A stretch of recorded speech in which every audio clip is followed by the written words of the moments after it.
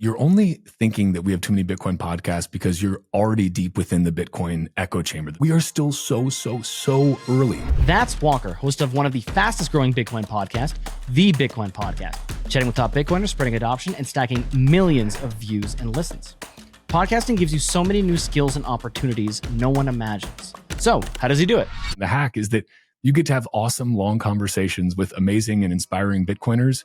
What's better than that, right? In this episode, you'll learn why the Bitcoin podcasting space is still wide open to newcomers. You may think there are too many Bitcoin podcasts, but really look at that. Look at it relative to the overall size of the financial podcast industry. How to find opportunity and nail your niche. A huge gap that I see. The essential tools for getting set up and started today. You can be up and running and have a professional looking podcast setup for under $500. As well as top growth hacks and common mistakes. One, and this is probably going to sound really stupid, but it was non-obvious to me. Walker also drops a hot take you might not be expecting. The end is people learn about Bitcoin and the power that it offers you as an individual. So in this case, I think the ends do justify.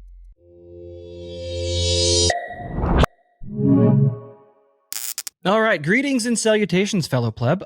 Walker, thank you so much for joining us today. I want to have you on because really, Gary and I were talking the other day, and we're all parents here, that we have these big dreams and aspirations for our children. We want them to grow up and succeed and to have a respected place in society, really contribute. And well, historically, that really spoke to doctor or physicist, maybe engineer or entrepreneur. But the Bitcoin podcaster really is what we hope, what we dream for our kids. And so we want to explore that with you, how you got started, how to make it happen, how anyone can do it. And so just to get us going, take us back to the beginning here. You have the fastest growing Bitcoin podcast.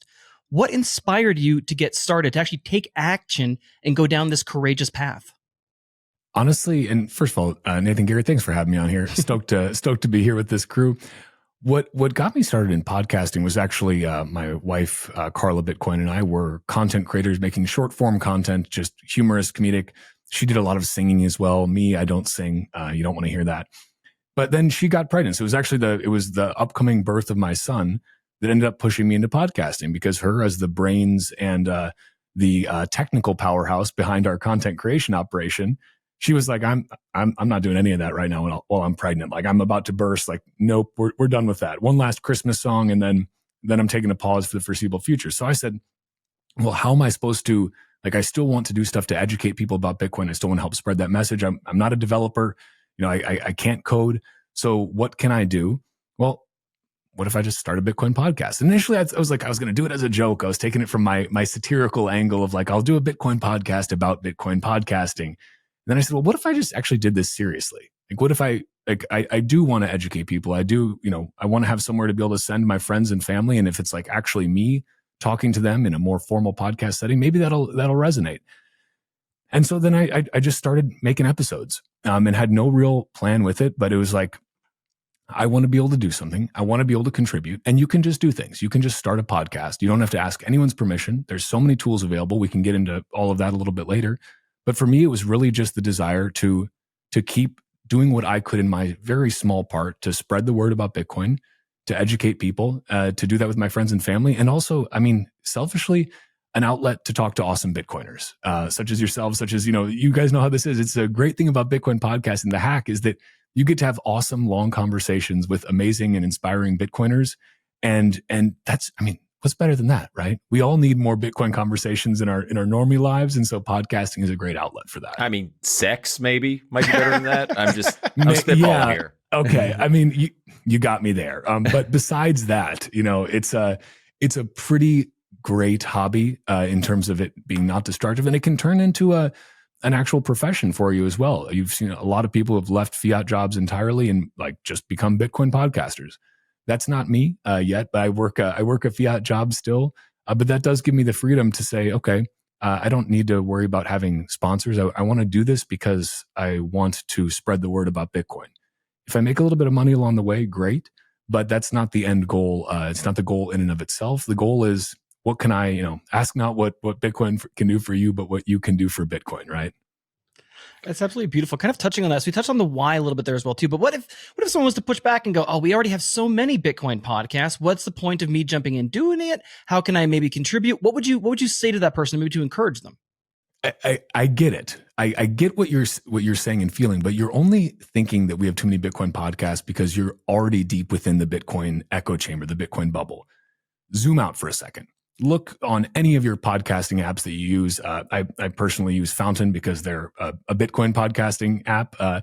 But if you go on Apple Podcasts, you go on Spotify, any of the podcasting index sites, you'll see that if you go into the kind of the finance and investment category, there are, more podcasts in that kind of TradFi or fiat finance category than you can shake a stick at. It is, hundreds and thousands, tens of thousands of these podcasts. There is a lot of noise out there. Now, compare that to the Bitcoin podcast, which you may think there are too many Bitcoin podcasts, but really look at that. Look at it relative to the overall size of the financial podcast industry, which is massive. And think about what a disservice it is to all the people who are struggling out there right now, who want to learn about how they can make their lives better.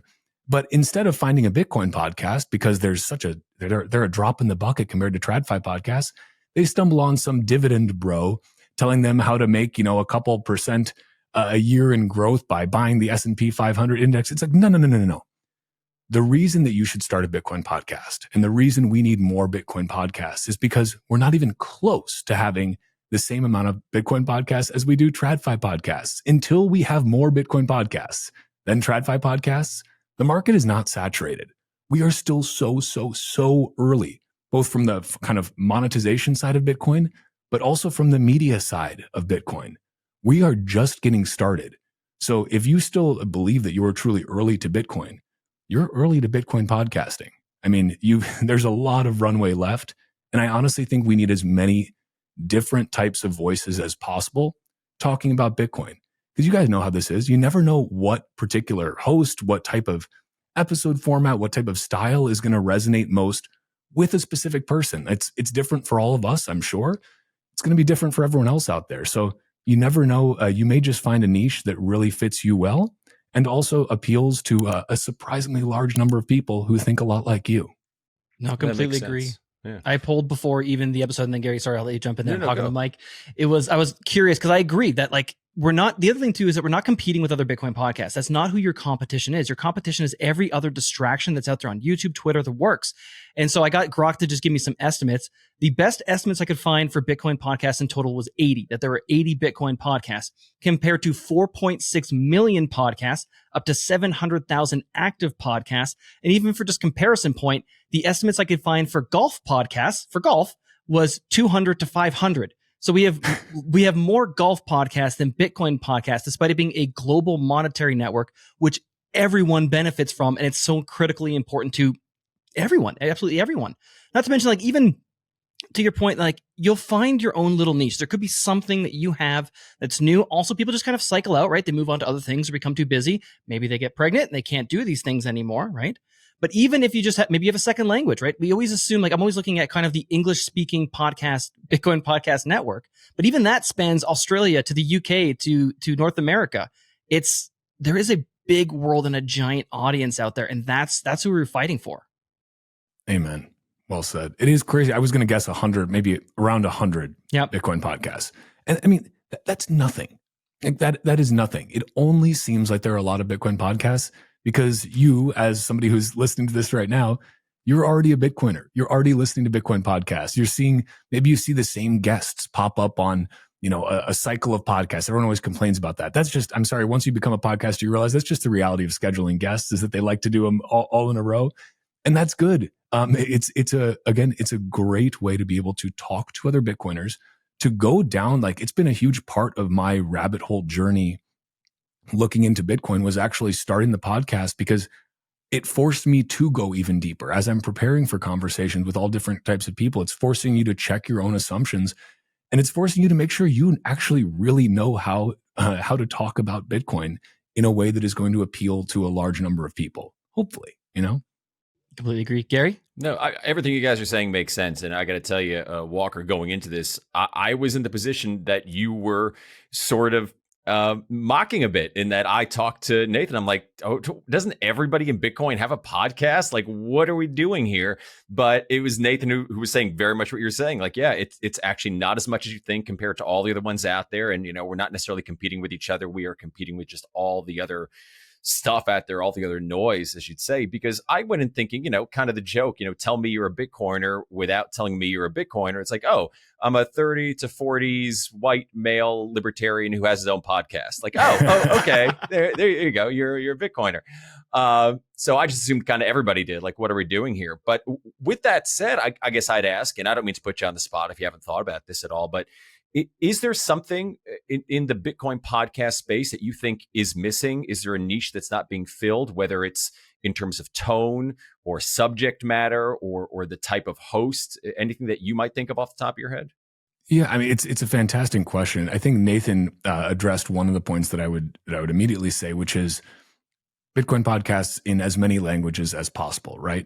And if you notice, if you are not an English as your first language speaker and you're listening to this, I'm sure the numbers that we're saying for how many Bitcoin podcasts there are, those are way higher than the number for your native language. There's a decent number in Spanish. There's some great Italian Bitcoin podcasts. There all over the world. There's podcasts in most languages, but there's very few. It's not like it's saturated throughout all of these different language markets. So if you either if you're a non-native English speaker or you are just are very fluent in a second language besides English, use that to your advantage. Create content that reaches across language barriers. That's a huge thing. Another thing I would say is right now, a huge gap that I see in Bitcoin podcasting is younger Bitcoin podcasters, podcasters that are Zoomers, like on the younger end of that age spectrum. Like you said, Gary, correctly. There are a lot of Bitcoin podcasters in kind of the maybe late 20s, early 30s to, mid 40s, somewhere in there. That's the majority of the space, right?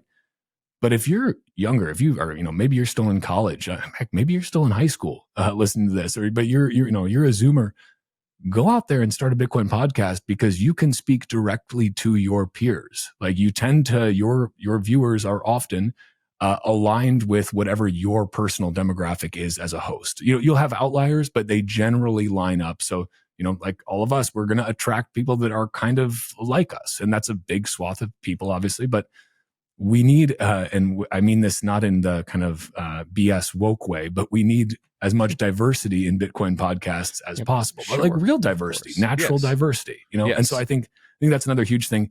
Young people, like, you have an opportunity to, if you are into Bitcoin and you are in your early 20s right now or in your teens, first of all, bravo.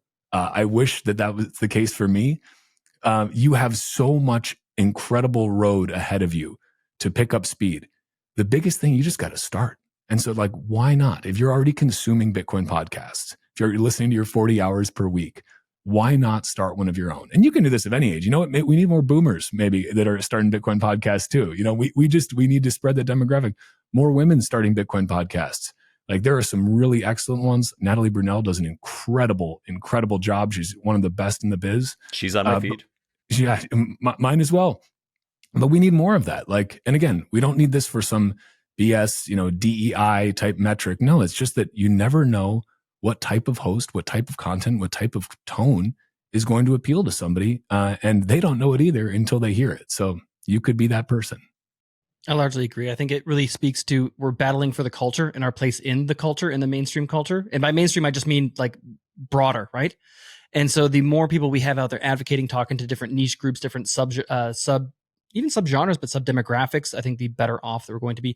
I'm curious, Walker, again, we'll get into the how in a little bit as well too, but were there any obvious mistakes that you made at the beginning that you kind of learned from? Or were there something when you first got going, like, man, I wish I knew this right at the start? One, and this is probably going to sound really, really stupid, but it was non-obvious to me because of the way I consume podcasts, which is typically just the audio, listening, tuning into someone's RSS feed and through whatever podcasting app and just listening to the audio. I didn't do video from the start. I didn't start doing video until a few episodes in, when I realized that people really wanted video. And that's actually how most people consume their podcast, is video. Even if they're not actively watching it, they've got YouTube up on another monitor or something. So that's something that, again, probably for the anyone that's younger listening to this, they're gonna be like, what a total boomer move to not realize you need to do video. But okay, maybe if it wasn't obvious to me, perhaps it's not obvious to everyone. So do video. And the great thing is that it's easy to do that, right? There are great tools. We're recording right now on Riverside. For you guys, Riverside's what I use as well. I don't think any of us are sponsored by Riverside in any way. That's just a tool that I use, and I like it. And it makes it really easy. It makes it really easy for editing as well. That was another thing. Initially, I was recording through kind of just like other software, or I was exporting stuff out of Riverside and trying to edit externally. Try and simplify your workflow as much as you can. That is, I think, one of the biggest things. Do not add extra steps where you do not need to. So find a platform that you like. Maybe it's Riverside, maybe it's something else. There's a lot of different options out there for recording, but make sure that it has inbuilt tools that allow you to basically do as much as you possibly can in one place. Cut clips, do editing, insert an intro and an outro, put a little music behind your intro, whatever it might be. Simplify your workflow as much as possible. Because if you're also still working a fiat job like I am, you need to make sure that your workflow is as simple as possible so that you have as much time on your hands to do maybe your fiat work. You can't be spending all day editing as much as you might like to. So simplify workflow. And beyond that, I guess I would also say, focus on the social aspect of it. I think that right now, it's very beneficial to promote your podcast on X, maybe even on Instagram, on some of these traditional channels. I don't use Facebook anymore. Perhaps I should, but I don't know. I just can't bring myself to do it. Just shut that down a long time ago. LinkedIn, I think, is also kind of a waste of time. So you want to very much tailor your social focus to where you are going to be able to attract people. One great place, if you are starting a Bitcoin podcast, that I think is better than any other place to start to build an initial following. If you're not already some influencer with a bunch of followers on X or Instagram or whatever, check out NOSTR. NOSTR is right now primarily a ton of Bitcoiners. There's a lot of other people as well, but there's a lot of hardcore Bitcoiners there, and they love to support Bitcoin content creators, Bitcoin podcasters. So that is a great place. You can build, don't even have to set up an account. You just generate a key, keep that key safe, and start posting about it. And the great thing about using NOSTR is that people can send you Bitcoin if they find your podcast valuable. So they can zap you sats. You can start monetizing your podcast from day one, paid in Bitcoin, if you use NOSTR. And it's a really, really excellent place to, again, connect with other Bitcoiners, to be able to organically grow that audience. One thing I would also say, that this is just general advice, is don't get frustrated if you're not getting the views, the downloads, whatever, right away. It's not easy. Like, you should, if you want to start a Bitcoin podcast, do it because you really have a desire to do that. Like, don't do it because you think you're going to get rich, you think you're going to get famous. Maybe that comes at some point, but if that's your goal, you're going to be setting yourself up for a lot of disappointment, because it is a grind. You guys know this. It is not easy. The downloads don't just come. Just because you start a podcast doesn't mean people are going to listen. Tell them about it. Share it with your friends and family too. That's something maybe I wished I did a little bit earlier. I told my family about it, but didn't really share it with a lot of my friends. And now I've got friends who have been super, super supportive of it, who listen to all the episodes, who will send it out to other friends outside of their network. So use your own in real life network. Don't discount that. Don't be, somehow like ashamed of it or worried, like, what are they going to think about me being a podcaster? Like, they'll support you. And it's a really great way to, again, kind of grow that podcast by word of mouth from people that you're already connected with in the real life, in the real world. So that's another thing. Say again, don't be afraid of a lack of initial success. You got to keep grinding. I forget what the statistic is, but most podcasts don't make it past like a dozen episodes or something. Yeah. It's like, maybe it's 20. But it's like a huge, huge percentage of podcasts just stop, and they're just dead podcasts now. So keep grinding, keep pushing. I would also say the last thing, and then I'll shut up. Try and think about, we were talking about what's your niche, right? Do you have a specific angle? Think about that very hard, because you don't just have to have an interview format podcast. You can try something completely different. You could do news roundups, things like that. You can do tutorial type things. You can do product reviews. Granted, BTC Sessions has a lot of the tutorial market locked down, but that doesn't mean that, again, it's too late for somebody else. People want different perspectives, and again, in different languages, with different presenters, different hosts. But think about what you want to do.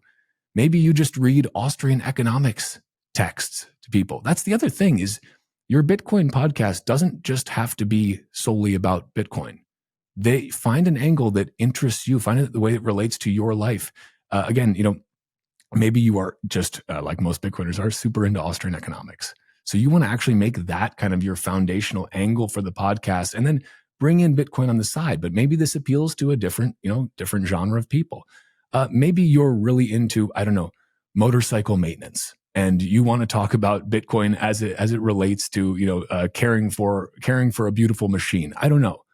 Find out what else in your life you're passionate about and see if there's a way for you to work that in, because I think that adds a different dynamic that can be really valuable.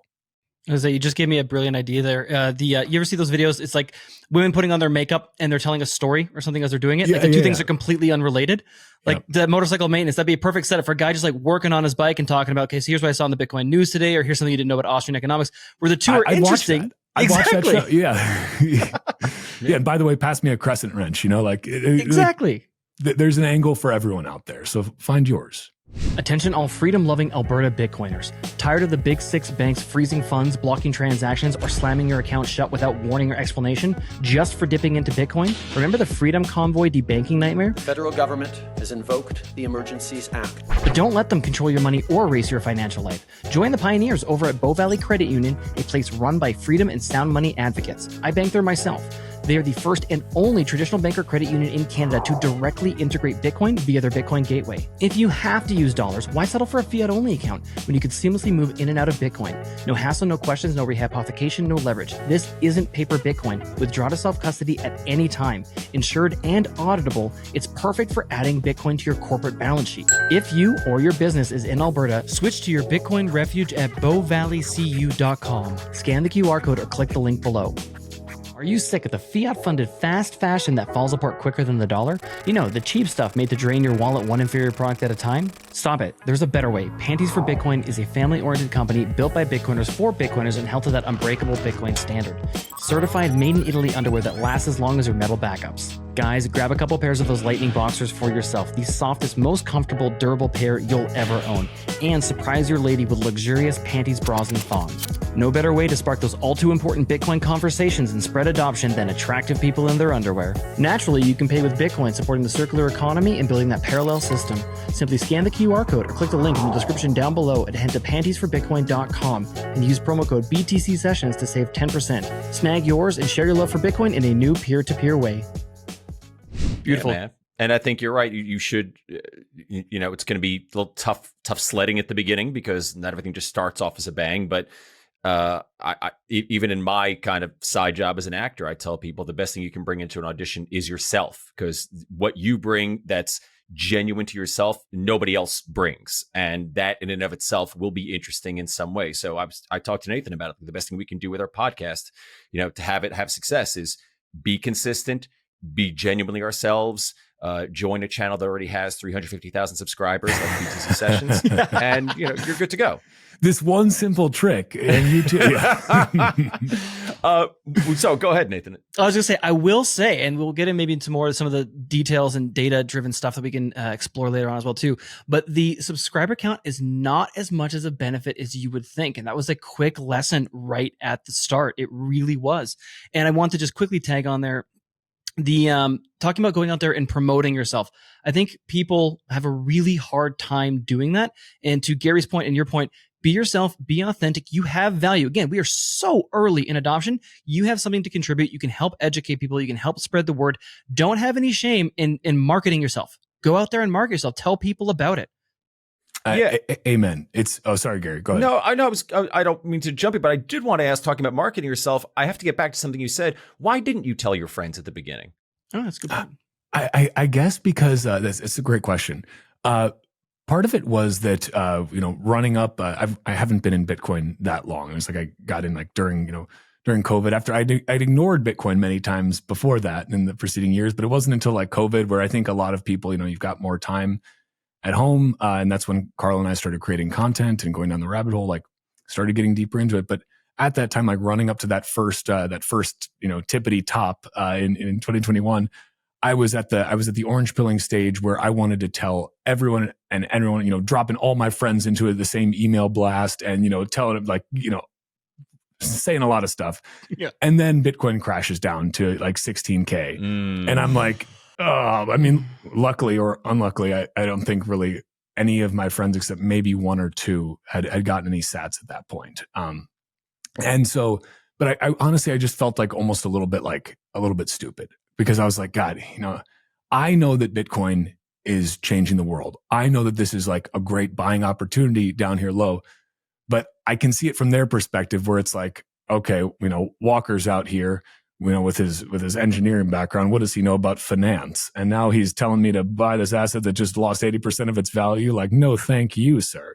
So I think that was part of it. I was just kind of like, okay, now like what? I'm going to go back to them and say, hey guys, maybe you haven't heard me talk about Bitcoin in a little while, but want to check out my podcast? Like it was a little bit of just like a little bit of just embarrassment, I guess.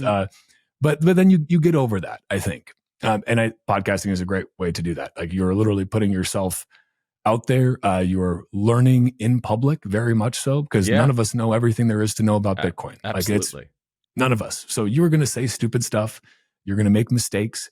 And that's okay, because the best thing you can do is to learn from those mistakes. And, again, I would recommend, if you're at that point in your orange pilling journey where you still want to orange pill all of your friends and family, which like I do still want to orange pill my friends and family. My desire to orange pill other random people in outside of that really tight knit circle in my personal life is a bit less, but that's why I want to orange people on the internet, right? Orange pill people on the internet. So like, depending on where you're at in that journey, like, don't be afraid. If you've already been talking to your friends and family's ear off about Bitcoin, heck, you tell them you got a podcast is just going to be par for the course. So, don't be afraid. Don't be ashamed. Sing it loud from the mountaintops. You are a Bitcoin podcaster now. Very cool, man.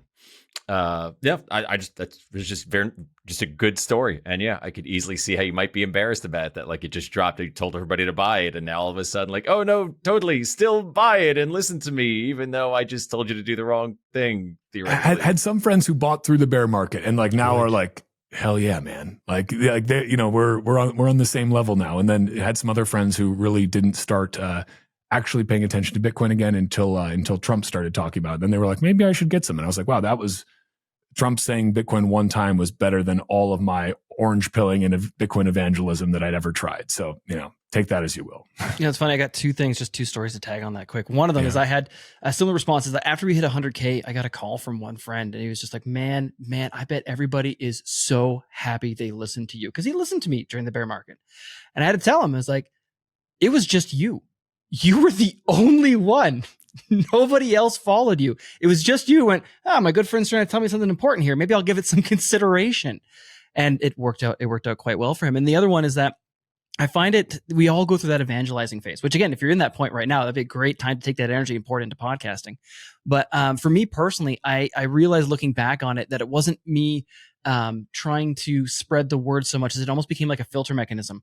Like I went through all these people that I told and it was like, oh, wow. I people that I didn't expect I was so aligned on values with, I actually was. And they almost like revealed themselves to me by being open and listening and curious. And other people that I expected to be more interested in it weren't. I was like, okay, we kind of have a bit of a divergence there that I didn't see beforehand. So I found that particularly interesting. But with that, enough of the setup.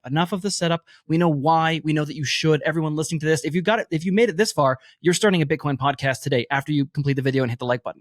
Now, what is the minimum requirements? Walker, how do you get minimally set up to capture that James Earl Jones kind of style voice that you've got there? Well, capturing that kind of voice may just come down to some genetics, but you too can sound and look like a professional podcaster really, really easily today for a pretty small initial investment. This is kind of the amazing thing. Now, you could of course just use some AirPods and just your laptop's webcam, and honestly that'll be fine.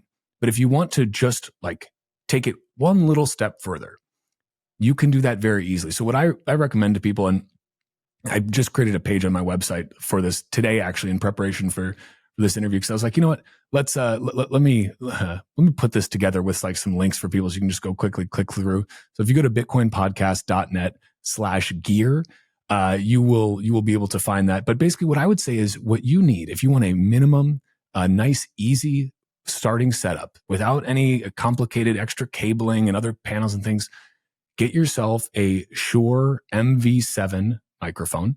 It's the microphone I used until very recently when I upgraded a little bit, but that requires some additional hardware. So the Shure MV7 is excellent. You can plug it via USB directly into your computer. You don't need any extra preamps or anything like that. You don't have to know what a preamp is. Like, you're good to go. It's all contained in there. It sounds really good. You'll sound professional. And it's going to just elevate that setup a little. It's like a couple $100 for one. So it's an investment. It's sats you're spending, but it will take that podcast up a nice notch. The other thing, get yourself just a little like microphone stand. Again, maybe, you can get them very cheap, or you can spend, like 30, 40, $50. You can spend a few $100 on a microphone stand, but you don't need to. You can get a pretty inexpensive one. I've got some linked on the website as well. You can get yourself a little starter webcam for $100 or $150. A Logitech one or one of these other ones. You can get one of the ones that tracks you as you move, because maybe you're doing the Bitcoin, and the art of motorcycle maintenance type thing, and you're going to be outside, working around, moving around, doing your podcast. I don't know. And then get yourself just a basic light. You can get one that clips into your computer. You can get one that sits on a little stand. But again, you can get all of this, like professional microphone, a nice little webcam, a little stand, and a little, mini light, a little key light as they call it. And you can do that for under $500. Like that's so you can be up and running and have a professional looking podcast setup for under $500. What you choose for your background, you don't have to paint a wall black and get a custom neon sign. Although those are pretty cheap things to do as well, actually. Really? Highly recommend custom neon signs just because they're fun. But figure out where you're going to record in your house. This is something that people may not think about if you're not used to working with audio, which I wasn't until I started a podcast. But you learn all these new things. You want wherever you're working to be relatively sound treated. And now that just means if you are in a small room with a bunch of curtains hanging on the wall already or something, it's gonna sound great. It's gonna sound fantastic. You just don't want a bunch of reflective surfaces. So you can't see it, but around me on either side, because I'm in kind of a weird tunnel shaped room. I've got different acoustic sound pads in the wall. You can see them behind Gary as well. He's got same ones that I've got up here on the ceiling. And they're, again, pretty inexpensive. I think you can get a 52 pack of those sound panels for like $30 on Amazon. Not a huge investment. It'll make a big difference. That is just going to help you have that nice professional sound. So again, get yourself a microphone. Doesn't have to be the Shure. This is just the one I use. So it's the one I'll recommend, because I'm only going to recommend what I've personally used. Get yourself a little stand for it. I think it comes with a little tiny one. I was balancing mine on a bunch of Bitcoin books when I first started to get it up near my mouth. Get yourself a little webcam, unless you've got a really nice one built into your computer, and get yourself a little light. And you are good for under $500 all in. You will be ready to start a professional looking Bitcoin podcast. Now, if you want to upgrade that, you don't need to. But if you feel I would just recommend get the bare minimum, which is what I've just described. Get started, because that just starting it is the hardest step. And then if you want to upgrade later, you can get yourself a Shure SM7B, and these will run you more like $450, which is, the cost of the entire basic setup I just mentioned. So it's an investment. You're going to be investing more, and make sure that you're ready to make that investment. You can get a sound mixing board. You can get the, XLR cables to plug everything in. You can get yourself a mirrorless camera that plugs in. That's what I'm using right now, as Sony Alpha 6700. But you don't need all of that super fancy stuff to get started. That's what I really want to emphasize. Again, all in, you can have everything you need, and your podcast is going to look and sound great. And you can do that for under $500 and have a professional setup. I think it's important to emphasize how powerful that is. You don't have to have a giant production team and a newsroom and, be on cable news to be able to have a voice these days. You can spend a couple $100, get some pretty darn good equipment, and have a professional sounding and looking show just like that. And no one can tell you that you can't do it. That's a really powerful thing. That's the amazing thing about podcasting. Nobody can stop you from doing it. Nobody can stop you from publishing your RSS feed. No one, YouTube can stop you from publishing on YouTube, but that's why NOSTR is great, because you can publish your videos on there and no one can stop you from publishing there. Does that answer the question for kind of what I'd recommend for the basic setup? No, that's great. Yeah, and I got to tell you too. So you reminded me of something that I almost like completely forgot about. So I do have the drum kit behind me, and I did the punk rock DIY thing for a while. By the way, one of the cheapest ways that you can soundproof a room, or at least dampen a little bit, sorry, not soundproof, is the cardboard cup holders that you get from like McDonald's. Those actually work great for dispersion. You can just tack those up on the wall, and so does carpet underlay, which you can usually get from a store for like super cheap, and you can just glue that up. Same sort of thing. It'll cost you almost nothing. Too. Yeah, egg cartons as well too. Yep. 100%. It's all about really just scattering it. And then in terms of, we talked about Riverside. There's also StreamYard, Restream, Podcastle. You can even just do these sort of things on Zoom. There really is a very low barrier to entry. And so let's assume now that we've got the gear, you've got things started to set up. What are you doing in terms of prep? How are you thinking about what you're going to do? How are you planning out the shows, and how are you preparing? Wait a minute. We're supposed to plan these things? I do it for you, Gary. I love you. Okay. Appreciate it. This is news to Gary. He's like, holy crap, there's preparation that goes into these things. He was surprised there was more than us for Bitcoin podcasters. This was shocking to him. Yeah. Well, no, so this is a great question. And I think this is partially going to be a function of what kind of a show are you doing, right? What is your intended, who's your intended audience? If it is some specific, niche within the Bitcoin ecosystem or some other one, and what types of episodes are you trying to create? Now, if you're doing, let's say, like these, where it's, interview conversation style, then okay, your prep is going to necessarily involve, first of all, you need to find some guests. That should maybe be step one. If you're going to have a show that has guests on it, you need to reach out to those guests. You need to get them scheduled. Here is something that is really amazing about the Bitcoin community. Bitcoiners are really happy to come on other Bitcoiners podcasts. They're really happy to come on new podcasts as they start out. People are very generous with their time and their attention, even though as Bitcoiners, we know very well how much our time and attention is worth. Bitcoiners are happy to support other Bitcoiners, especially when they're just starting out. So don't be afraid to ask people. Ask me. I'll be happy to come on your show. You can probably get much more interesting people than me, though, if you want to. And don't be afraid. Just reach out to them.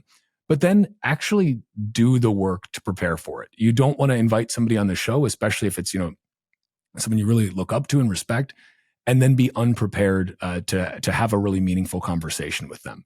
Do some research and don't try to think outside of just normal boilerplate things. Try to figure out what really makes that person tick. Maybe try to go down a different angle. If you've listened to this person on other podcasts, try to figure out what's something that you felt was missing. Like what's something that you've been curious about personally that you would like to know about that person or their journey into Bitcoin or how they think about the world that hasn't been asked. And now you can just ask it because you have a podcast. That's the great thing. For me, I always try to make my episodes more like a conversation than an interview, right? Because just that's my personal style. I prefer listening to Joe Rogan versus Lex Friedman. I've never made it through more than 5 minutes of a Lex Friedman show because I find it eye-gougingly boring. So that's just, it's not for me. No disrespect to Lex. He's built a more successful podcast than I will ever have. It's incredibly impressive. I just don't like the style. Personal preference, but maybe you're different. Maybe you want to have it be a really formal kind of classically journalistic interview where you just really hit them with question after question.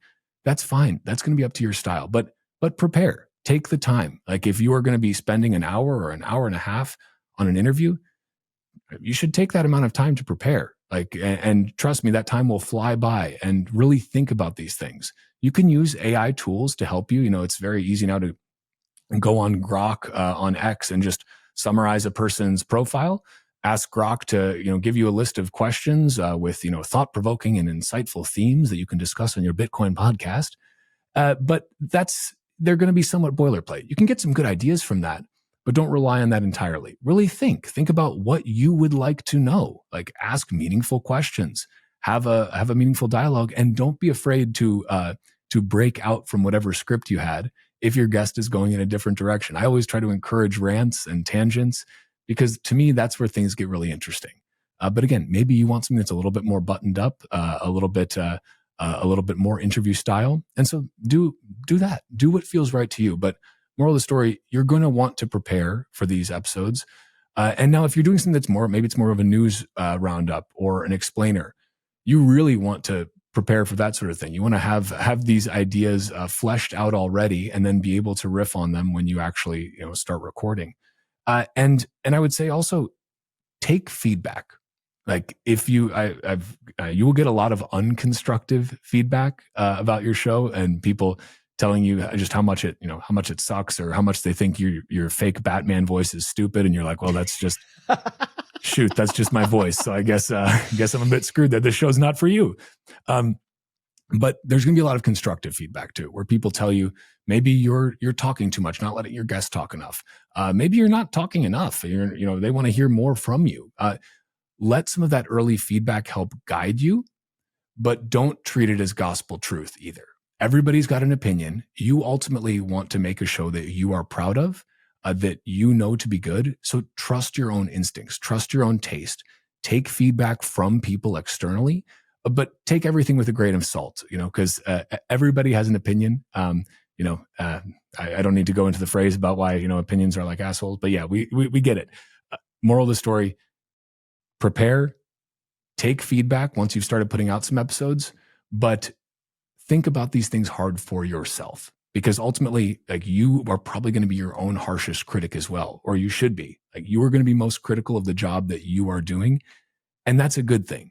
But really, the number one thing you got to do is start. So think about that. Think about what type of show you want, and then just start doing it. Because if you're like me, I changed the trajectory of my show a little bit. Initially, it was just going to be news and me doing Austrian Audible readings. That's why I mentioned these two things earlier. That was just going to be what I did the show. I wasn't going to do interviews. And then I decided, you know what? Actually, no, I do want to start doing interviews. Why am I cutting myself off from this? So then I incorporated that in, and now interviews are the majority of what I do.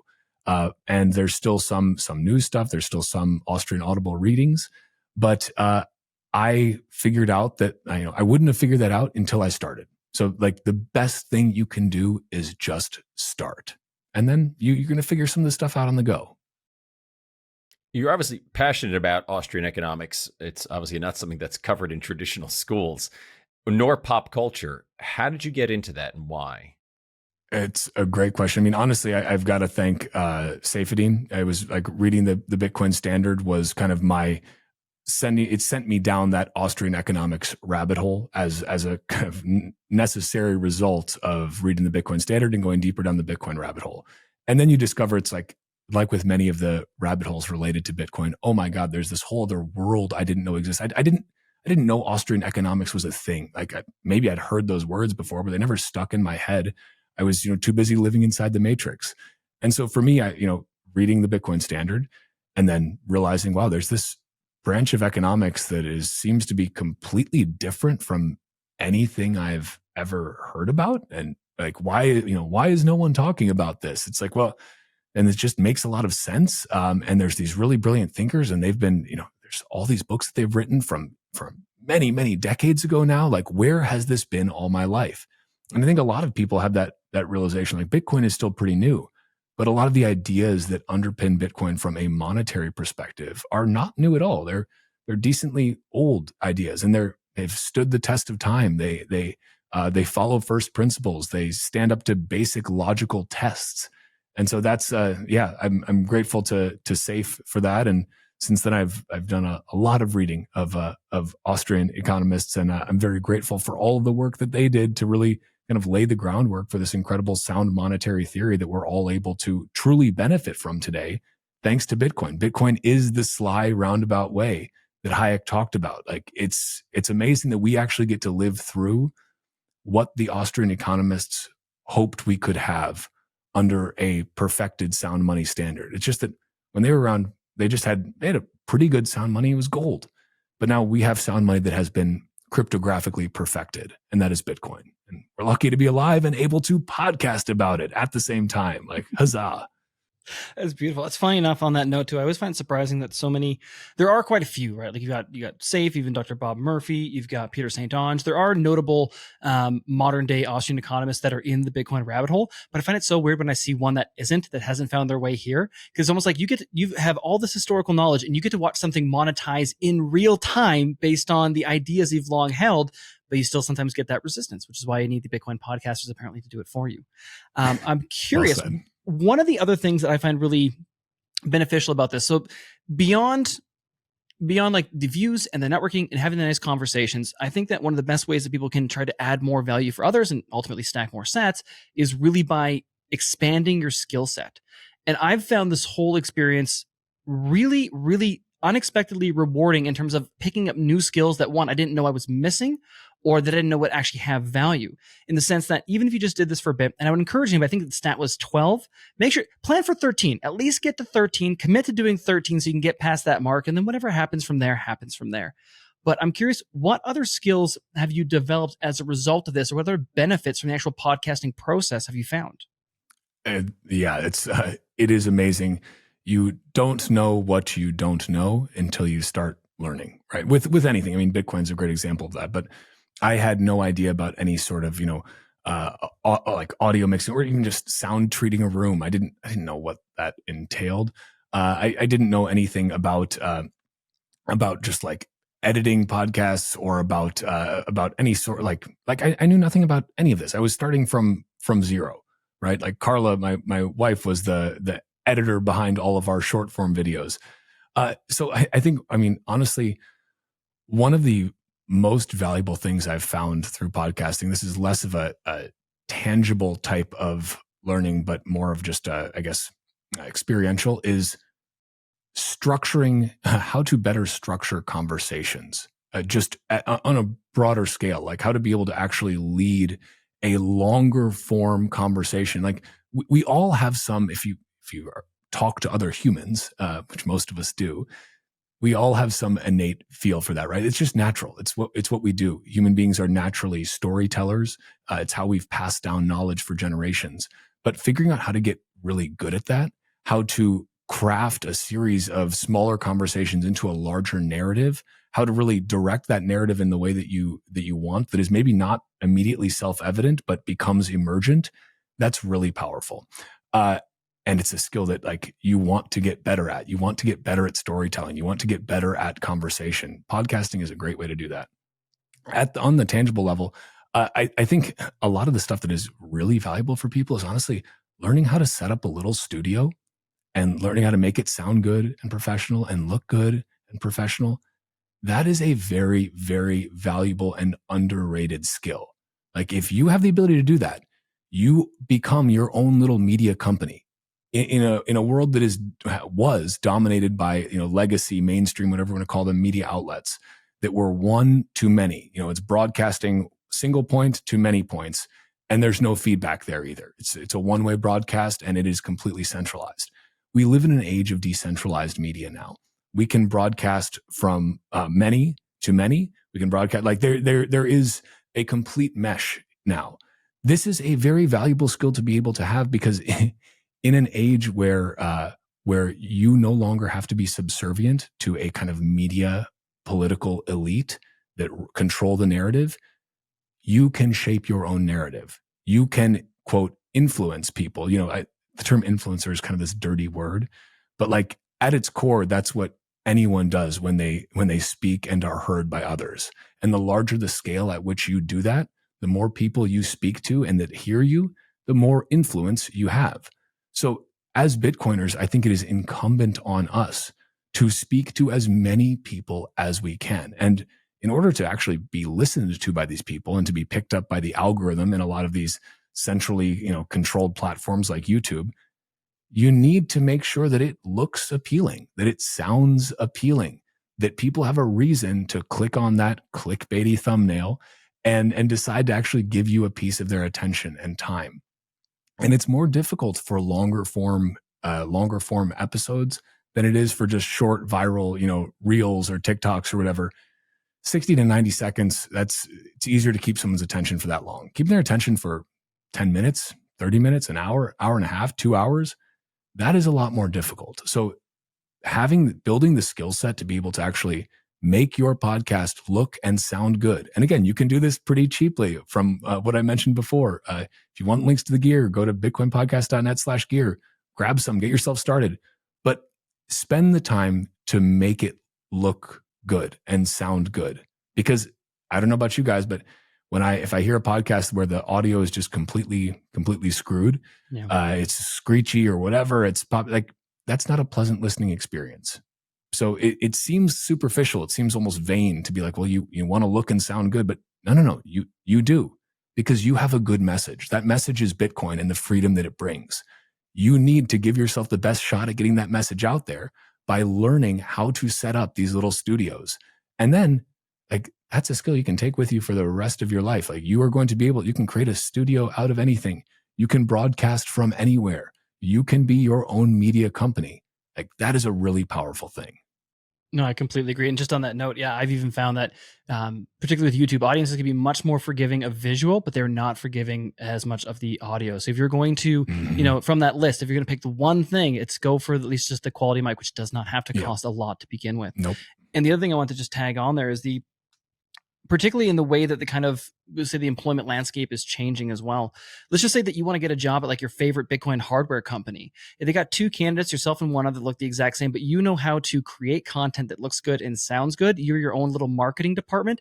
That is a huge value add for any business or service, even if it's something that you've created yourself. It's very, very important to be able to put yourself out there in a way that can attract and find the right audience. Gary, did you have any thoughts on that, buddy?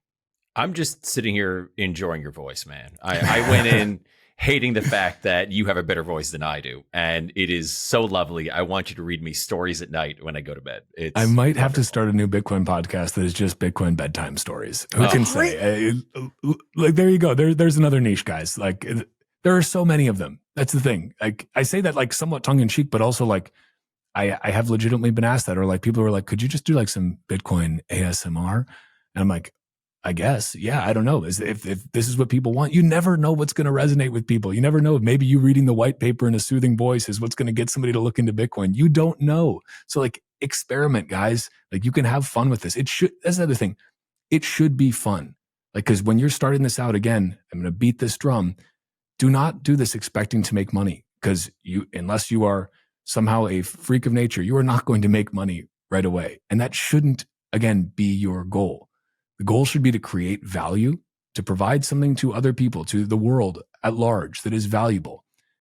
The money will come after, and that's it's a means though. It's not an end, right? Having some money, some sponsors that may allow you to get some upgraded equipment, that may allow you to, maybe that allows you to quit your fiat job at some point. That's great, but like know that it will be a grind at first. So make sure you have fun with it, enjoy it, and then it's going to make you better at it as well. Because you're always better at doing things that you like doing. This is just basic, right? Yeah, no. Without question. And the money will come. Hundreds of dollars. I promise you.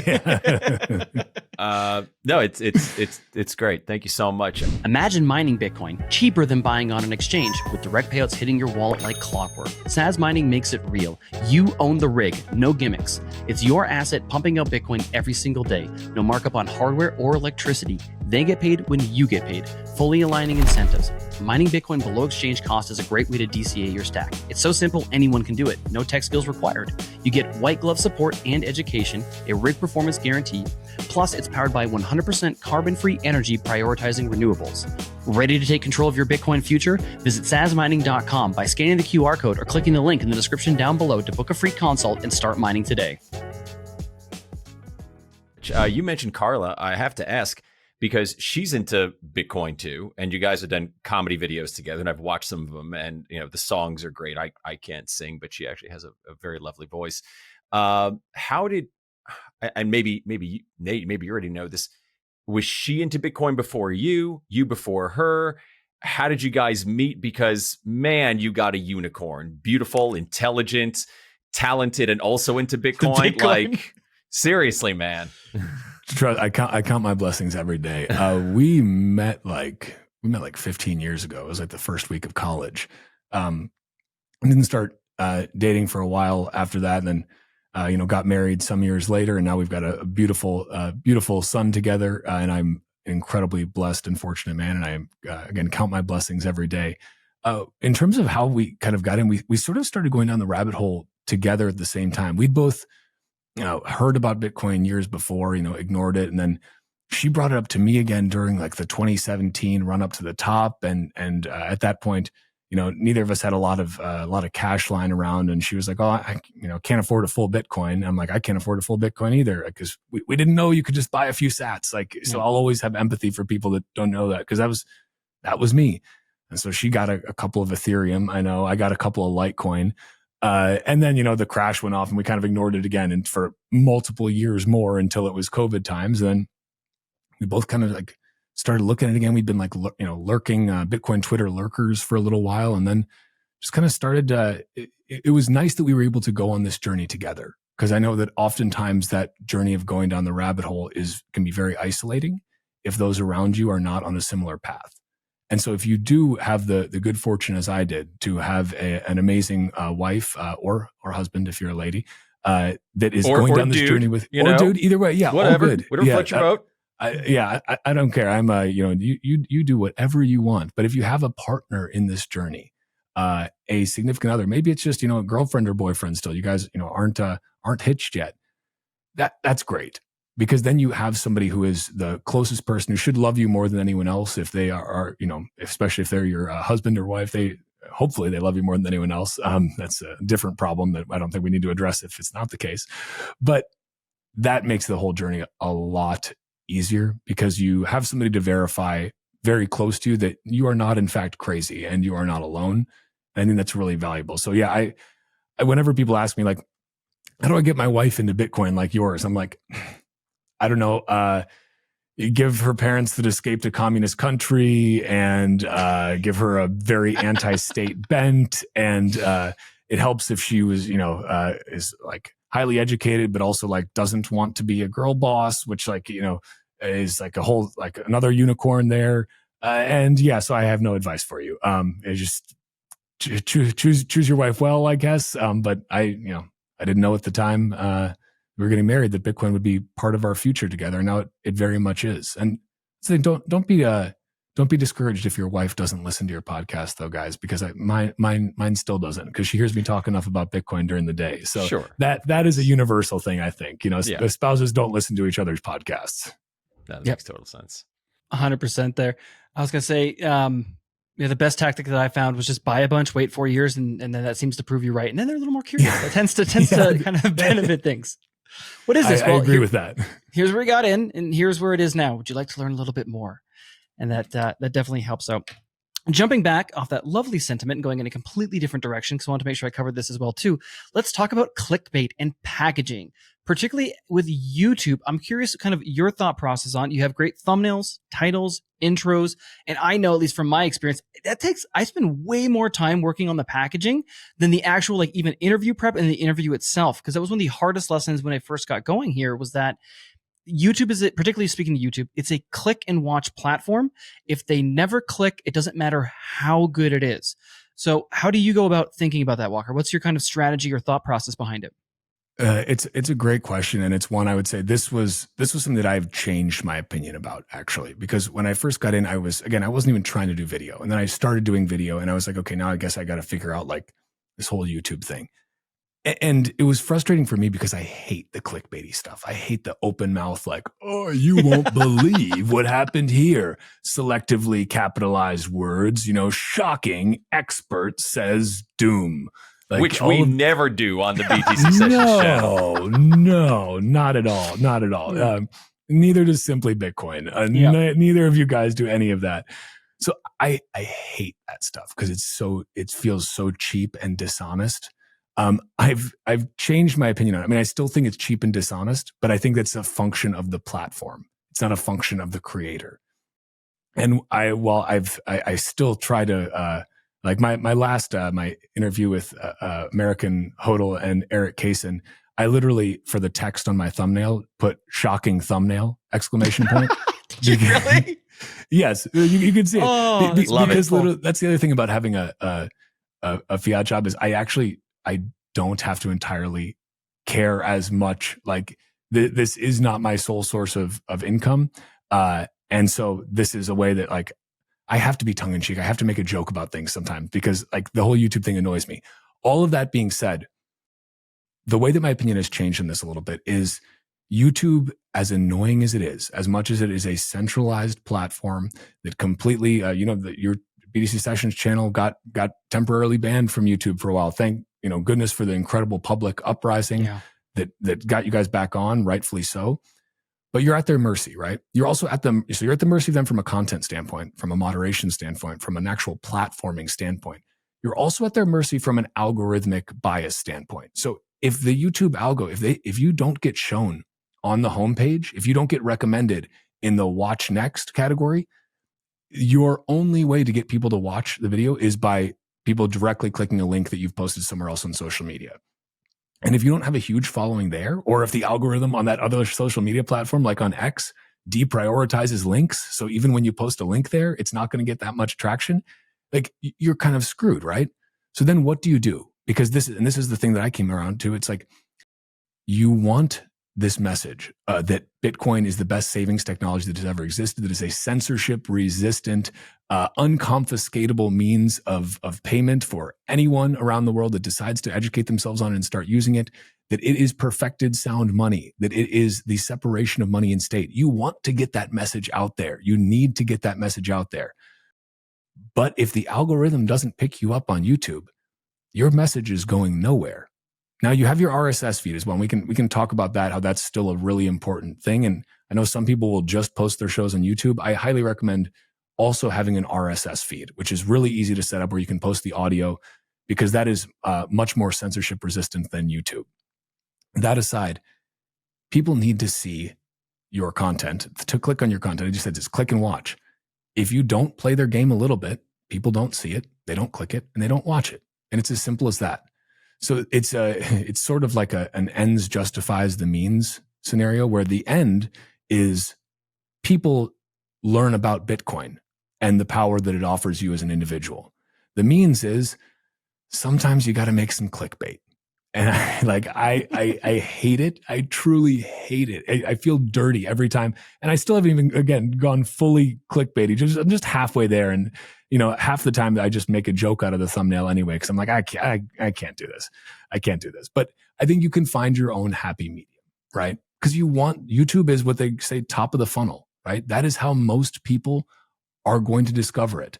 Spotify, also you can, that's a whole different kind of ball game over there, because they do have audio and video. So there's some different tips and tricks there to help you get your content picked up by their internal algorithms. But this is the difficulty, guys. You are at the mercy of an algorithm. You are at the mercy of a centralized platform that decides what kind of content it wants to show and to whom. And these algorithms, they don't think or feel. They just execute a set of steps based on past user behavior. And we can debate whether or not there's any manual tweaking of that on the backside to deprioritize certain topics, but that's a different story. This is where I'll just say again, protocols like NOSTR are incredibly valuable, because they're only algorithms that exist there are ones that people opt into to start using. Otherwise, everything's chronological. So I would again beat the drum that it's a really great place for small creators to be able to get a really good start, a really good foothold, and find a passionate audience that is looking for great quality content. And again, you can't be deplatformed from NOSTR, because there is no platform. There's just a protocol like Bitcoin. But this is a communication protocol. So yeah, I want to say that I struggle with the clickbait still. Yeah. I know that I would get more views if I made my thumbnails and my titles more clickbaity. And sometimes I do, but a lot of times I still can't bring myself to do it. I probably just need to get over that. That's like a personal block that I have. But yeah, if you guys, Sessions and Simply Bitcoin are great examples of providing awesome content, and getting a lot of people to view it, because you guys play the game of the the thumbnails and the titles, and you play it really well. And I think it's ultimately a huge net benefit, because yeah, they may come for the clickbait thumbnail, but they stay for the revolution. They stay because the information that they're getting is really great, and it is ultimately going to make them a more free and prosperous individual. So in this case, I think the ends do justify the clickbaity means. I agree. And I just want to add, sorry, Gary, and then I'll let you jump in there quick. Okay. One, I can confirm it does say shocking thumbnail. I did just look it up, and it is an outlier video. It's doing great. So it's just like it's banging right now. Yeah, it's I love banging. it. And you got to wonder how many people, I wonder if they even got past shocking. You just saw shocking and then continued from that point on. But to your point, yeah, I had very much had the same sort of reaction when I came into the space. Is I felt very dirty with the kind of clickbait content, and it felt very uncomfortable. And I did get pushed, look, you have to go further than you think. Almost go to the point where you can't take it anymore, and then just back it off a little bit so that you're cool with it. But the best analogy that I have is that it's almost like the difference between like creepy and romantic. The same gesture can completely be taken two different ways depending on how attractive the guy actually is. Yes. Yeah, 100%, right? It's a great And analogy. so even when I'm constructing these videos or working on the intros, I'm very much thinking about like, okay, I'm going to lean into this sort of clickbait, but I'm going to try to undo it in the first 30 seconds. Like, it's not clickbaity if you actually deliver on the promise of that title and thumbnail quickly, right? So just keep that in mind. Like, you want to make sure that your video, even if you're going to push it to the extreme, that you're actually then validating what it was in some sense and directly addressing it as well too. And the they other can also one, they can flag you for that, for moderation. Correct. If you make a super clickbaity, this is like somewhat technical, but if you make a super clickbaity thumbnail, it's like really good at getting people to click, but then your video has absolutely nothing to do with whatever that was. Yeah. That's actually like a potential content community guidelines violation on YouTube. So that's like something to keep in mind. Like you know, people will get mad if you do not deliver on what's promised. So if you're going to have something that's, you know, if you're going to have something that's really shocking and, you know, the doom and whatever else, or, you know, Bitcoin to the moon, like you better really deliver on that because people don't like being tricked. 100%. They're being tricked a little bit. They want to be tricked a little bit, but not persuaded. All the way. Yeah, persuaded. On that note too, I was going to say that like being aware that your audiences on different platforms are different audiences. So particularly on like the Twitter audience is very different than the YouTube audience. The YouTube audience is majority actually newcomers. It's largely newcomers coming and checking stuff out. And you made that note there, almost touching on the click-through rate. And then if you had like a terrible retention, are there any of the data sets that you pay attention to or metrics that you find useful? Yeah, I mean, I honestly, this is one of those things where I need to get deeper into a lot of this. This is part of my podcasting journey still, right? Is like figuring out the whole YouTube thing.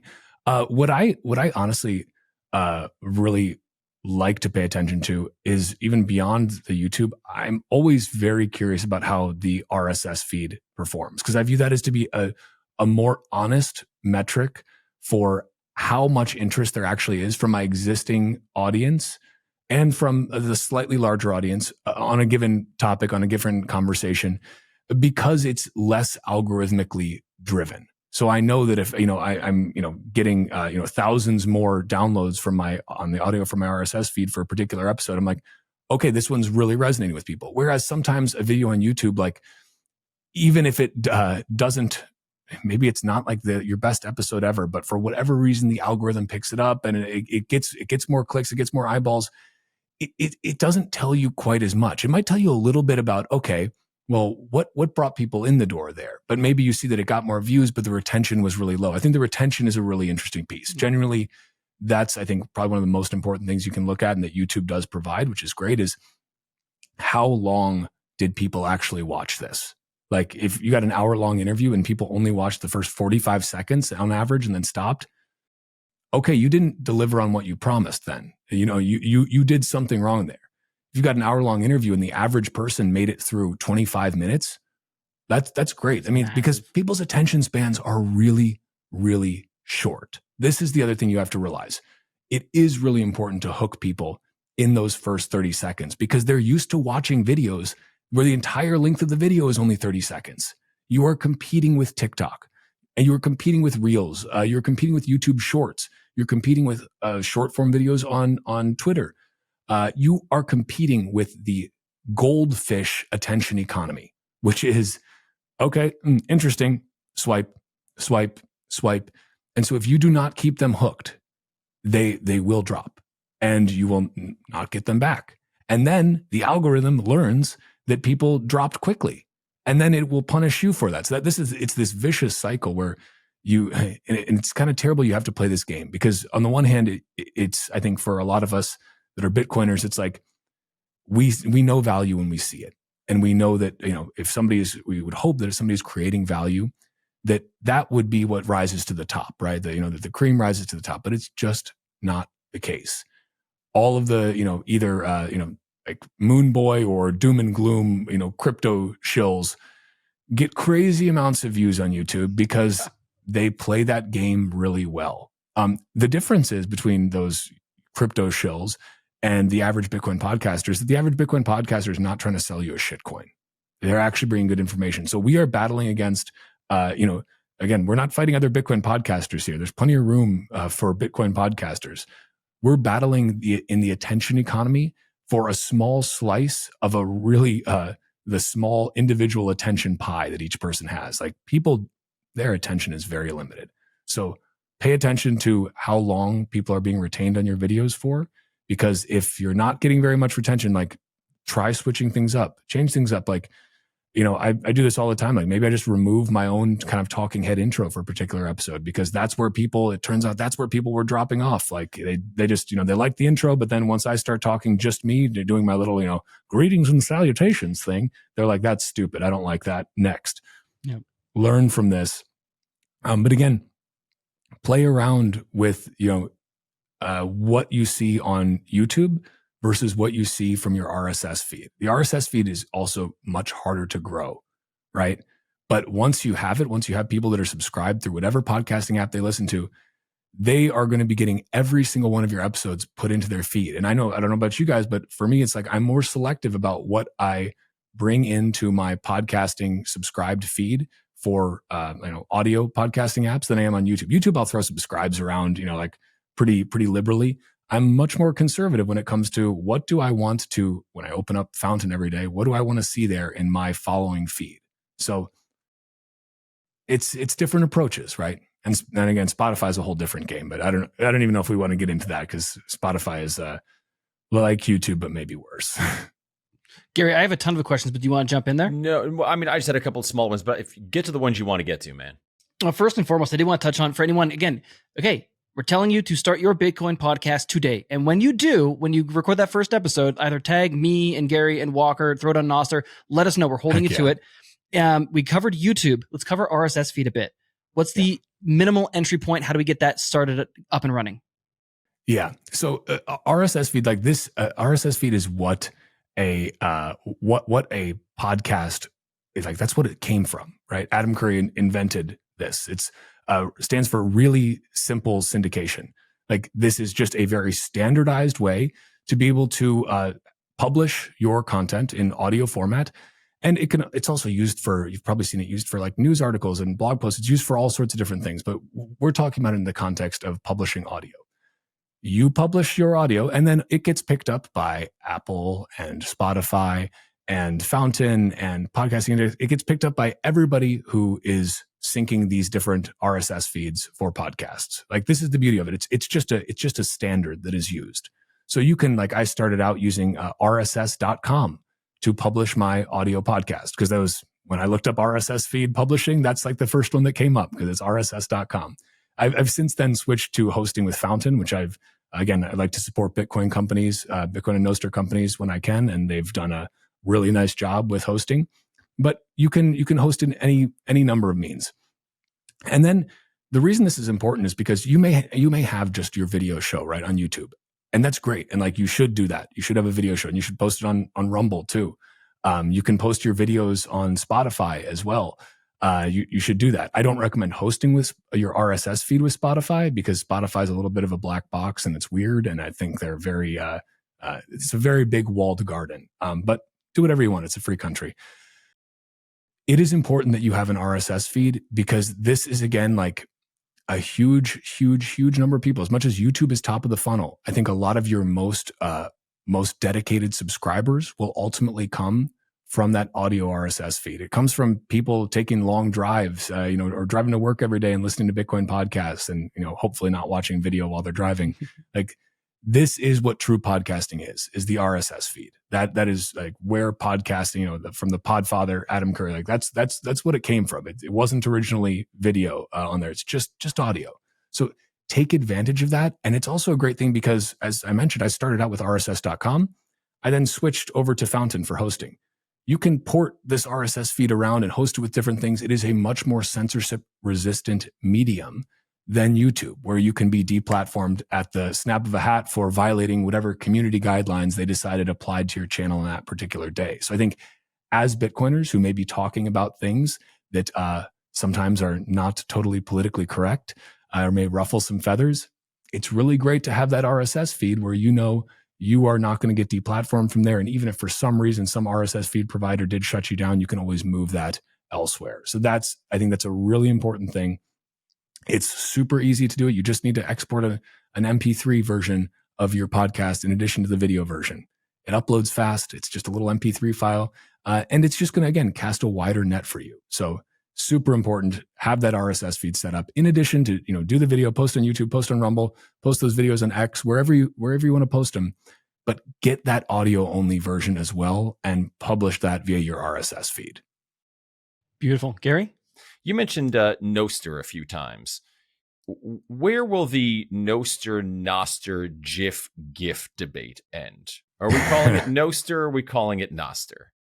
Well, the beauty of it is that it is an open protocol, so you can call it whatever the heck you want. I say NOSTR. I think I'm in the very small minority there. My own wife says NOSTR, so take that as you will. I also say HODL, not I noticed HODL, but that's just because I have a brain. But I do respect. I do respect that American HODL identifies as HODL, and so I just want to be really respectful of his choice, how he's presenting, he's HODL presenting. I thought you were going to say, I do respect that American HODL also identifies as having a brain. Yeah, no, he definitely has a brain. He definitely has a brain. So this, and again, we'll always have so much respect for him, which is why I choose to call him by his chosen identity. Very good. Perfect. That's very nice of you. Very nice of you, Walker. Okay, so couple last things. You've been extremely generous with your insight and your time, and I do want to be respectful of it. But again, we are doing the Bitcoin podcasting right now. So quickly, I need to know, is this time different? I need to know if what the price is going to be in a week's time, and anything else that I can really throw at the beginning and hook the viewers in. The price in a week's time will not be the same price that it is today. All right, let me write this down. Yeah. You're gonna want to put this in the thumbnail. Shocking Bitcoin price prediction. No, Okay. So what I would say, is this time different? Man, I don't know. And I think anybody who tries to claim that they're really good at predicting the future is a liar. I think there are some people that are pretty decent at it, but generally humans are pretty bad at predicting what comes next. I think that the best thing you can do, in the beauty of Bitcoin as a savings technology, as a tool for freedom of transaction, the great thing about Bitcoin is that you don't always have to be worried about what's going to happen next week or next month or next year. The great thing about Bitcoin is that it actually allows you to plan for the future. It allows you to plan long into the future and just then create value, live your life, spend time with your family, and not constantly worry about what's going to happen tomorrow, the next day, the next week. That is the freedom that Bitcoin gives you. And so whenever people are, is this time different? Is it, let's say, man, I don't know, because I'm not thinking about this time or the next time. I'm thinking about, what does this mean when, in 20 years, when, my son's, 20 years old. Like I'm thinking about, what does this mean for the next generation? I'm thinking about, what does this mean, at a minimum of 4 or 5 years in the future. And so is this time different? I don't think human nature ever changes, but I think that we are probably, I don't know. Dare I say that? Dare I say? There's now I'm falling in my own trap. But dare I say this has smacks of Supercycle vibes? But I have no idea, and you don't either. And anyone who tries to claim that they do doesn't actually know with certainty. So the best thing you can do is what Odell says, which is always going to be probably the best advice: stay humble and stack sats. And I would add on to that: start a Bitcoin podcast, create value, and hopefully that gives you a way to also stack some sats. But think about the long term. That's the whole reason Bitcoin exists, is so you don't have to play these fiat games of worrying about what's going to happen in the next couple of weeks. Think about years in the future. Think about decades in the future, because that's what Bitcoin allows you to do. And if you're still stuck playing these fiat games on fiat timescales, you're missing the point.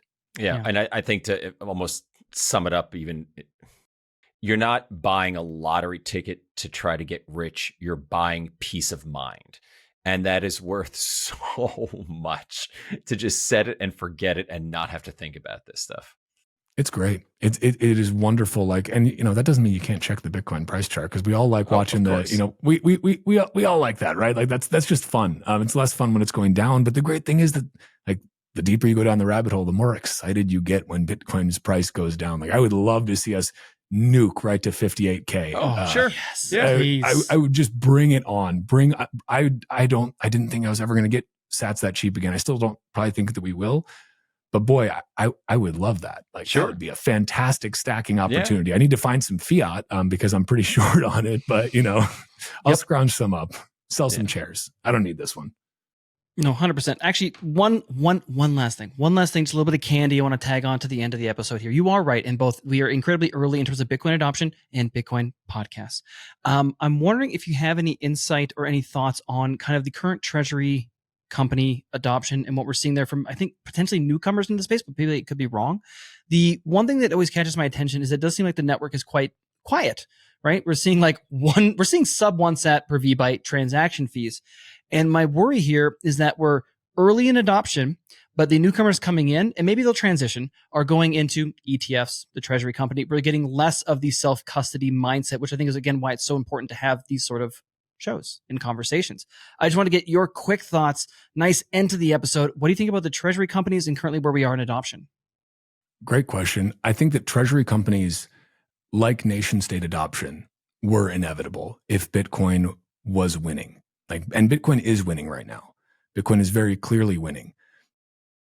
If Bitcoin is winning, then obviously corporations and nation states, like individuals, want Bitcoin. It is the best asset you could possibly hold. It's also an asset that, it's digital gold, whatever, but it is so much more than that, right? It allows you the freedom to transact in a censorship-resistant way. So it is so very superior to gold. Now, given that Bitcoin is winning, of course we were going to see this. Now, that doesn't mean you don't have to like it. You don't have to celebrate it. You don't even have to think about it if you don't want to. But this was always going to happen as a natural and necessary result of Bitcoin winning. Okay, that aside, again, if Bitcoin's successful, there's no circumstance under which corporations and nation states are not going to want a piece of that action. That should be obvious to anyone. Happy to hear disagreements. I think I'll be able to, talk you out of them because I just don't think there's that many reasonable ones to counteract that. Now, whether or not for people who are just getting into Bitcoin, should they dabble in these treasury companies? I don't tell anyone what to do with their own money. You can do whatever you want. That's kind of, hey, you do you, man. But what I will say is that I would be very, very cautious if you are just getting into Bitcoin now of dabbling with these treasury companies. I think that there is a very, very high probability that the majority, and I mean vast majority, probably except for maybe a couple of them, I think the vast majority of them are going to underperform Bitcoin when held over 4 years. Probably when on a shorter time scale than that. I mean, Bitcoin's outperforming them right now by quite a lot. Because they may, if you get in early, right, when they, do their SPAC or they have their IPO or whatever it might be, maybe you catch a lot of initial upside. And that's great. You're up in fiat. But until you cash out that fiat and, of course, pay your taxes to the appropriate authority and then convert those proceeds that are left over after taxes into Bitcoin, you're not up at all in real money terms. You're up in fiat terms, but fiat is a terrible measuring stick. So if you are still you play fiat games, you will win fiat prizes.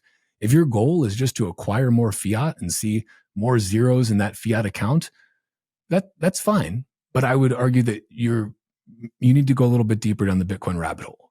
I think that these are very interesting ways for pools of capital that do not yet have a way to get exposure to Bitcoin to get that exposure.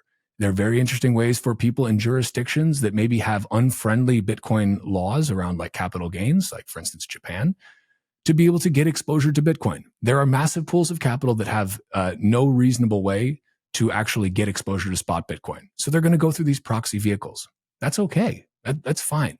But as an individual, I'm not talking to those people. And I think that that's ultimately good. That's good for Bitcoin. That's accretive to Bitcoin. Number go up is also a Trojan horse for freedom go up. It's a good thing. You need both.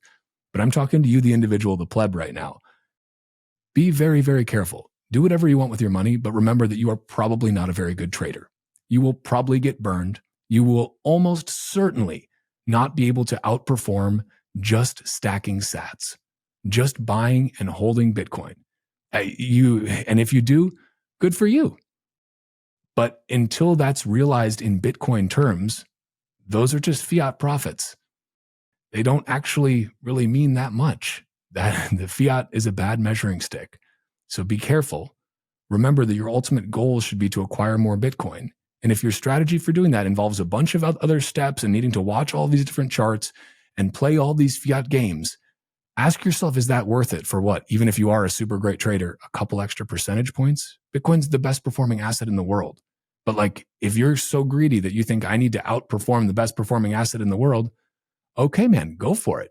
But like, don't come crying to me when you get burned.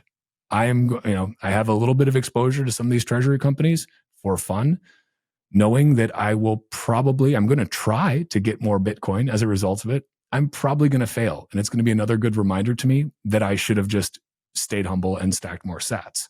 But like, that's a choice I'm freely making. You can make that same choice. But again, be careful. And remember, we are at 0.2% of total addressable global asset value is currently in Bitcoin. $2 trillion in Bitcoin versus 1,000 trillion in global asset values. 0.2%.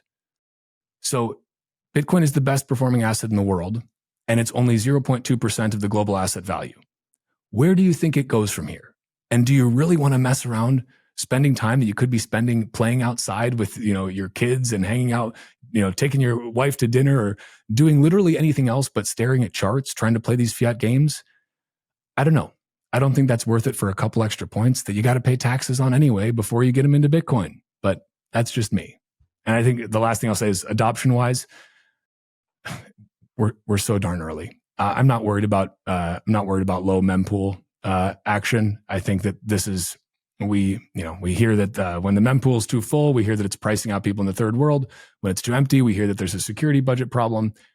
I think that the free market is going to work out all of these things as people make individual subjective value judgments about what is best for them over the due course of time. So in the meantime, I'm going to stay humble. I'm going to stack sats, and I'm going to keep Bitcoin podcasting. And of course, spending time with my lovely son and wife, because that's the whole reason any of us do any of this, right? Is to be able to take care of our families and spend more time with them. That is the goal. That is the end. Acquiring more Bitcoin, that's not the end. Neither is acquiring more fiat. That's definitely not the end. That may be a means, but remember that the end is creating the best quality of life that you possibly can and spending as much time as you can with the people that matter most to you and that you love the most in the world. That is all that really matters, at least to me. Beautiful. And with that, where can everybody find you, Walker? You can go to bitcoinpodcast.net and it's got all the links there. I'm Walker America on X, at Titcoin Podcast on X and Instagram. You can just search for the Bitcoin Podcast wherever you get your podcasts or on YouTube. But if you go to bitcoinpodcast.net, you'll be able to find all the resources there. Do check out NOSTR, especially if you're starting a new Bitcoin podcast. But even if you're not, check out NOSTR. You can find me there at primal.net/Walker, primal.net/Titcoin. Come say hello. If you start a Bitcoin podcast, tag me. I'll share it. If you do want to have me as a guest, I'll be happy to come on and pay it forward like all those great people who came on my show early on paid it forward to me. And yeah, the last thing I'll say is just start. That's the hardest thing, is just getting started. But you can just do things.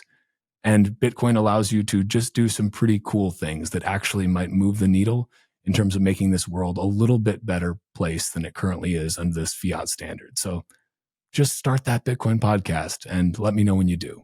Hey, you. Yes, you watching the Bitcoin price movements and the latest exciting news. It's awesome to stay informed, but the real power of Bitcoin comes from taking control. Don't just watch, take action.